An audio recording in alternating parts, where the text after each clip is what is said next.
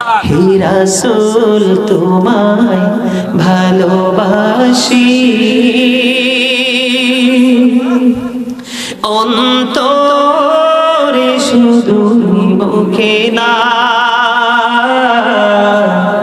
জান্নাতের আশায় নয় হে রাসূল, জাহান্নাম কেউ ডরি না।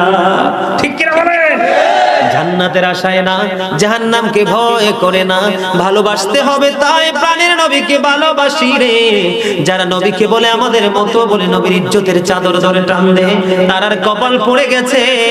বন্ধু নবী পৃথিবীতে এসেই বলেছে রব্বি হাবলি উম্মতি, আমার উম্মতগুলোকে আমার হাওলা করে দাও।